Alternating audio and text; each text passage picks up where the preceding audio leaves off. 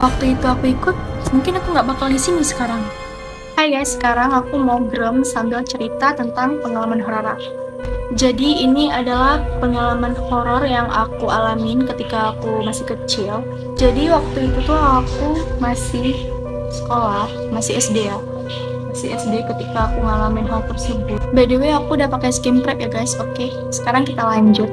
Jadi waktu kejadian itu aku tuh masih tinggal di rumah lama aku. Di rumah lama aku dulu tuh dindingnya tuh masih papan. Terus mama aku tuh kebiasaannya tuh setiap habis sholat subuh selalu buka pintu ataupun buka jendela. Itu memang kebiasaan dia dari kecil yang diajarin sama nenek aku. Katanya sih biar biar masuk rezeki. Katanya gitu. Waktu itu sih masih sepi ya, masih gelap banget. Kan subuh, masih sekitaran jam 5-an gitu. Setelah sholat subuh.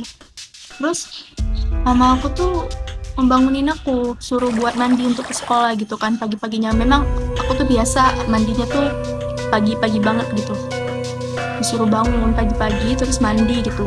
Setelah aku disuruh bangun tuh sama mama aku buat mandi, kan posisi pintu kamar aku tuh kan kebuka gitu kan, kebuka. Terus kalian tahu nggak ada apa yang aku lihat di saat itu, di saat subuh itu? Pas aku mau turun dari tempat tidur, aku melihat ada sosok 3 anak kecil guys. Sosok 3 anak kecil yang pakaiannya itu serba putih dan mereka tuh kayak pakai bendo dari bunga-bunga gitu, warna putih juga, dan mukanya itu mukanya tuh bercahaya banget. Emang aku nggak lihat muka mereka tuh kayak mana, nggak tahu. Aku betul-betul ngelihat muka mereka tuh full cahayanya. Terus aku nggak jadi dong bangun dari tempat tidur, aku naik lagi dong di tempat tidurnya. Dan kalian tahu mereka tuh kayak ngeliatin aku, posisinya tuh berdiri ngeliatin aku bertiga. Terus ada salah satu dari mereka itu ngelambain tangan ke aku. Dan mereka ngomong,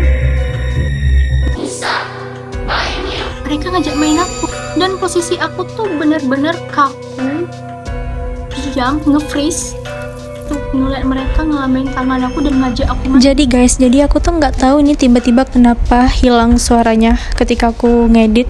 Intinya tuh di sini mereka kayak ngebisik temen-temennya, kan mereka bertiga tuh, mereka ngebisik satu sama lain ngomongin bahwasannya gini, Nisa itu susah banget ya diajak main, yuk dong main Nisa, intinya kayak gitu kan. Karena aku tolak, mereka terus-terusan ngajak aku main. Ya jelas aku takut dong, aku nggak jadi turun. Dan terus aku tarik selimut lagi dan pura-pura tidur, nunggu hari benar-benar terang baru aku mau mandi.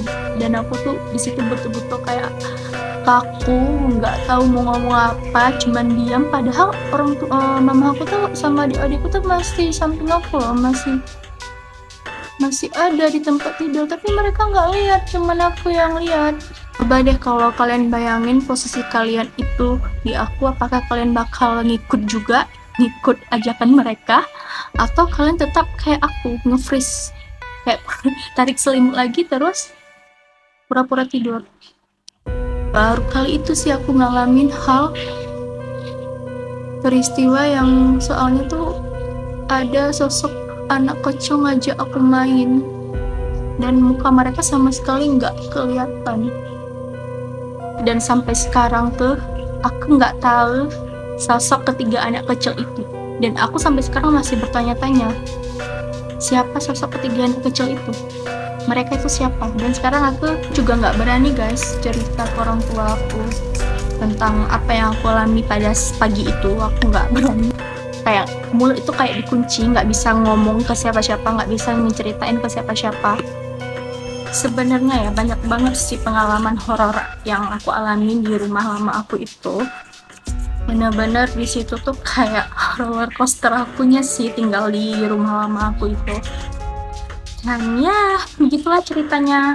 Kalau kalian mau tahu apa-apa aja yang aku alamin ketika aku tinggal di rumah lama aku, tunggu di part 2 ya. Bye. Dan aku sudah siap make up kayak gini. Dadah.